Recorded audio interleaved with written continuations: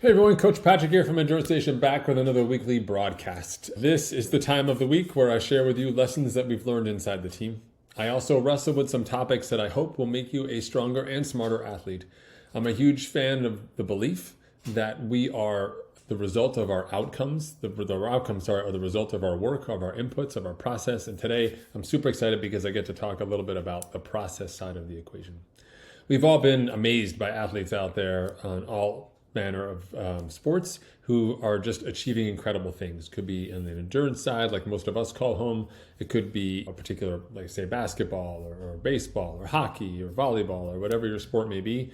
And there's always incredible performances that we see out there, not just from the stars, but also from the everyday athletes, the journeyman athletes, as we call them, journey person athletes, who are grind away and are still amazing on certain occasions. And even just their daily presence and the consistency they bring to the table is in and of itself notable and remarkable. But that's not built without a process. And so when you see someone putting up great numbers in their Strava feed or putting up a great performance on race day, it's easy to celebrate them, high five them, be like, they're amazing. I'm at point 2, they're at point 10 on the journey, like they're amazing, etc. And it's easy to compare ourselves by those performances. I rode that course, the Tour de France. I rode the Tourmalet at this time, but the pros ride it in this time. That doesn't really give me any insight other than how far apart I am from them. It doesn't help me understand how I can be better. Instead, what I love to do as a coach and as a person in all aspects of my life, professionally, at work, interpersonally, in my volunteer spaces, is to just get in there and say, what are the pieces of the process that allow that to happen? How did that athlete get to a place where they were able to do that performance? What are the inputs that go into the system? Because when you start talking about inputs, then we can all start talking about the different changes that we make. So we could talk about a performance, say she had a great performance and he didn't. They're 20 minutes apart. But we can also look at the inputs. What did she put in for sleep? What did she put in for nutrition? What did she put in for training or equipment choices? We can actually compare those one-to-one with other people and say, ooh, I get an understanding that elite athletes or high-performing athletes may sleep 8 hours a day. I am only sleeping 5 hours a day.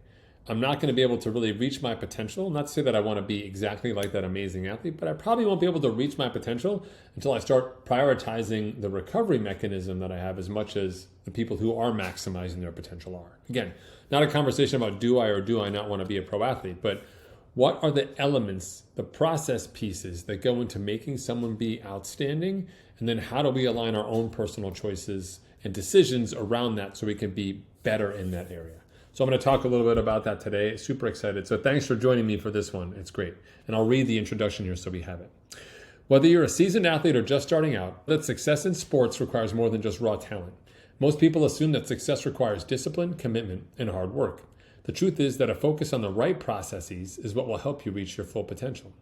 This week, we'll explore the many ways in which good processes can help you achieve better athletic outcomes. From training methods to recovery strategies, we'll examine the key elements that can help you reach your goals and maximize your athletic performance. Okay? All right, let's dive in. Let's do this. Okay, one of the characteristics that defines excellent or high-performing athletes from everyday recreational athlete is consistency. The ones who are the greats, the legends who are out there, and we often celebrate them for being consistent, for their amazing streak of performances or games or whatever it may be. All of that is built around that consistency element. It's not a reward that we get. It's like the attendance award at school, right? Who didn't miss the most days? That could have maybe some negative connotations towards it, but who is showing up and doing the work, right? Who is there? And that consistency piece is real. Elite athletes, whether you like it or not, either have a lifestyle that supports them continually training. They've built it around, they have flexibility with work, or maybe they don't have work. They've built a lifestyle and they're able to coordinate around it. Not everyone else gets the opportunity to do that. So I get that there's friction. So one of the ways that we can take that observation and turn it into something for us, the everyday athlete, is coming up with what I call your minimum viable workout. What's the workout you can do when everything else doesn't work out for you? You may have an hour plan today for a training session, but life is crazy. What's your minimum viable workout? There's lots of different options. I recommend athletes have a 2-mile run, like out a mile, back a mile from your house. Most people can get that done and shower within an hour. Within 45 minutes. Another minimum viable workout for me, I have a Vasa swim ergometer in my basement. 15 minutes on the Vasa. I can go easy or hard. I can really nuke myself down there and just get all the aggression out and so on. But I can get something done and I can check the box and move to the next day. For some people, it might be a super brisk walk or hitting a step goal for the day. So I can't work out today, but I'm going to hit 15,000 steps today. I'm just going to make my day super active, or a total time standing goal versus seated goal. Whatever that spectrum may be from where you are to the steps you're taking along your progression, having defined for yourself a minimum viable workout and having everything ready for it to happen at the drop of a hat, super important. So the minute that something goes wrong with your session, instead of being like, I don't get to swim, I overslept past Masters, no workout today. No, I overslept past Masters, minimum viable workout. Oh, my kid's sick today, I'm home, I can't really do stuff today, so I can't go to the gym or whatever. No, kid's homesick, can't go to the gym, minimum viable workout. We just fill the gap of what we wanted to do with the piece of the puzzle that always fits no matter what. So define that for yourself, have it ready. That's a part of your process that you can help take one step closer to reaching your total athletic potential. Okay. Number 2, invest in success generators. No, these are not tiny machines that you plug in and throw elements of success. But what are the decisions you can make across the course of your day that optimize you for better success later? Okay. Here's an easy one: sleep. You probably would much rather sleep less so you can get up and work out more, but sleep actually is a good investment to making your workouts and your recovery better, right? Nutrition choices, right? Underfueling your workouts or underfueling your day will lead to less than optimal outcomes. So making sure that you're eating clean or eating well at least before or during your workouts, that will improve your workouts as well. So better nutrition is a success generator. Having opportunities to train with other people. We can all train alone, and sometimes that works for a lot of people, but for others, the social aspect is really important. So having a group you can train with, that's a success generator. Put that into a space where you typically have trouble. So if you do need to work out in the evening, find a group. And that way you go to the group workouts. And that will be a success generator because it's aligned with your goals of continuing your training. It's got some social benefits as well, and it turns out to be like a net positive for you, right? Other people, maybe they're tracking certain aspects of their overall health, etc. Invest in a tracker. Know what's there. Use that data to be better. So invest in the things that are actually going to give you better opportunities, better execution, better consistency, etc. over time, so you actually are taking those steps forward. Anything that eliminates that downtime or the negative aspect, right? You're super social, so you stay out late, you have some drinks, and then you don't work out the next day. Your social life is in conflict with your endurance life, which is fine. So how do we turn that social experience into a net positive for you, or make more of them net positive instead of net negative, which will then lead to better success for you athletically over time. Okay. Number 3, the principle of inversion. So let's go back the other way. Instead of saying, how do I have the best possible marathon, for example, I'll look at it from the principle of inversion and say, like, how do I not have the worst marathon? What's the worst marathon? So the worst marathon would be, I got tired at halfway because I didn't pace myself properly. Great, let's fix the pacing problem. The worst marathon would be, I got to mile 18 and threw up all my nutrition because it just wasn't working for me at that intensity. Great. Let's go back and fix that nutrition cadence that you have. The worst marathon for me would be not warming up properly, like having like just a terrible first couple miles, like just not feeling settled in, ready to go, etc. Great. Let's get operationally efficient and make sure that you have that time to do that warm up earlier. So rather than just saying what's the best thing, let's find all the problems with it from an inversion perspective and then solve all those problems. If we solve for all the problems around a bad marathon, you've optimized yourself for a better marathon. This is a great tool to use in any aspect. Like instead of saying, how do I give a great public presentation? Just say like, how do I not give a terrible presentation? My slides don't work. Fix the slides. I say too much. How do I get rid of that? What's another version of it? I'm rereading myself. I read off of the slides. So how do I solve that I don't read off the slides? Don't look at the slides. Have a picture for each slide. This is a great hack for you out there. Have a picture for each slide. You have the topic of the slide on your laptop here, and you have a picture. So you comes up and says, like, let's say you're talking about, I have no idea, let's say shopping, right? You're like, okay, how do we purchase the right equipment for this division and so on, like some sort of operational piece. You can have a whole set of slides up here. You've written it, you know what it is, etc. You know what they are. So I would have the title there and I'd have 5 points. And then I have a picture in there that kind of is the anchor for me about what I'm going to say. That allows me to talk about that picture. I'm going ahead and having this other piece happening here behind me with the actual bullets, but I'm not just turning around and reading off the slide. People in my audience, they don't need accessibility options that I'm providing them by reading the slide to them. They've got the slide. They can see it. They can do it on their own device, etc. So actually, instead of getting yourself into a problem, but actually solve that from another area. Okay.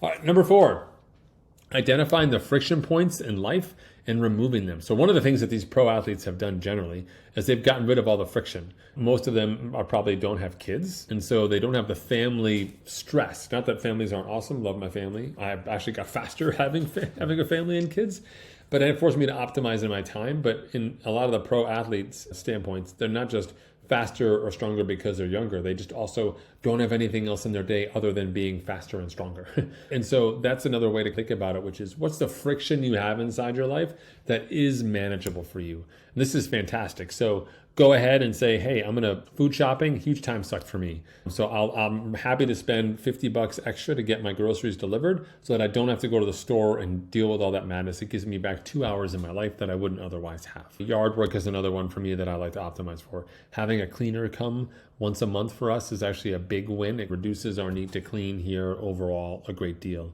Having an assistant who helps me process things and organize things has been super valuable for me as well to understand that. So making sure that you identify those pain points, the things that are holding you back, how can you optimize for them to make things better? Equipment is another one. I love to swim, getting to the pool. The only time I can swim is at certain times of day. I got to juggle the classes. I got to juggle the lane lines. I got to juggle the creepy lifeguards and the weather and my motivation. But I can also invest in a swim bench that lives in my garage. And the only motivation I have to do is to get from here to the garage. It's about 10 feet away.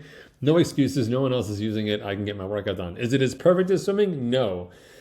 But it doesn't have to be perfect if it's accessible and I've removed all the friction from it.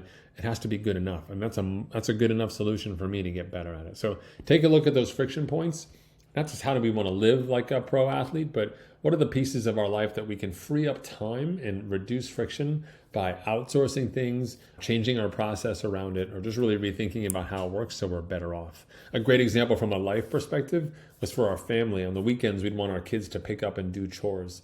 And what we would do typically is see they come downstairs and we'd be like, hey, I'm going to go for a run for an hour. Okay, everybody, I need you to empty the sink. Great. And they'd empty the sink and then I'd be like, do the dishwasher. And they do the dishwasher and then I'd be like, clean up your room, etc. And what we found over time was that every time they did a task, they were rewarded with another task. And they didn't know when the task would end or what the next task would be. And that was really frustrating to them and not very empowering. So what we did instead, which actually worked out better for us in terms of friction, was we would just, when we came down before they woke up, we wrote a list. Here's 5 or 6 things that we would like to have you do today. They have to be done by a certain time. You choose how you do them. You choose the order. And here you go. When they do that list, they're all set. Or they get close to the end of that list, they're all set. I haven't had to manage them and actually put them in a position of strength. So I reduced the friction of having to manage that process. I let my kids do it in their own way, on their own time. They could budget their mornings and their time. As long as they were done by the time we wanted to be done, everybody was happier. That was an easy solution for a problem, but I just was approaching it the wrong way. So get rid of that friction by being smarter about those decisions. And then last but not least, maintain your optimized self list, which means basically, what are the things that work for you? So if you know that a nap during the day makes you stronger, put that into your list. That healthy breakfast makes you stronger, put that into your list, right? Sleep makes you stronger, put that into your list. Maintain a list of things that are positive inputs for you or positive processes for you that yield the better outcomes that you want, and start factoring those things in. So reading may be a net positive for you. I don't mean doom scrolling Twitter, but actually like reading things. If you want to read a book, read one of the classics, read it. Just if you're into fiction like I am as well, how do you have to have time to actually read during your day? Work will expand to the amount of space you give it to exist. How do we make sure that we budget time for actual reading?